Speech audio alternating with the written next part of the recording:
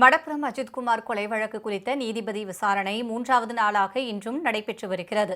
சிவகங்கை மாவட்டம் மடப்புரத்தில் உயர்நீதிமன்ற மதுரை கிளை அமைத்த நீதிபதி விசாரணை 3வது நாளாக இன்றும் நடைபெற்று வருகிறது. இதுகுறித்து செய்தியாளர்களிடம் பேசிய அஜித்குமார் தரப்பு வழக்கறிஞர் கணேஷ்குமார், முக்கிய சாட்சிகளான கோவில் ஊழியர்கள், நேரடியாக பார்த்தவர்கள், துறை ரீதியானவர்களிடம் விசாரணை நடைபெற்று வருவதாக தெரிவித்தார். சாட்சிகளுக்கு பாதுகாப்பு அளிக்கப்பட்டுள்ளதால் உண்மையான சாட்சியத்தை தயங்காமல் அளிக்கலாம் என்றும் கூறினார். காவல் கொட்டடி மரணத்துல இறந்து போன அஜித்குமார் கொலை வழக்கு சம்பந்தமா மாண்புமைந்த உயர்நீதிமன்றம் அமைத்த விசாரணை அதிகாரியின் தலைமையில இன்னைக்கு 3வது நாள் தொடர்ச்சியான விசாரணை போயிட்டு இருக்குது. இந்த விசாரணையில முக்கிய சாட்சிகள்லாம் விசாரிக்கப்பட்டிருக்கிறாங்க.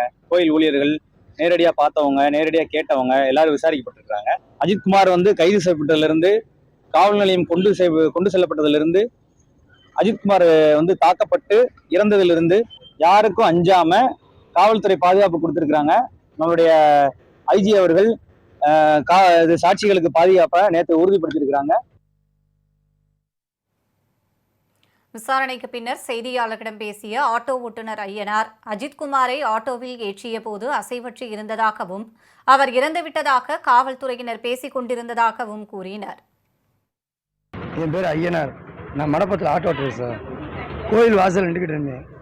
அங்கே ஒன்றும் அஜித் மயம் கிடந்தார். சனிக்கிழமை சாயந்தரம் 6 மணிக்கு மரம் ஒன்று இருக்குது, அங்கே கூட ஒன்றாந்து மயம் கிடந்தாங்க.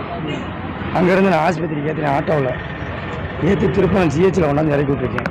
அது ஏன் கூட ஒருத்தர் ஆட்டோவில் வந்தார். அது என்னன்னு தெரியல சார். மயக்க சொன்னாலும் கண்ணு மூடி இருந்துச்சு.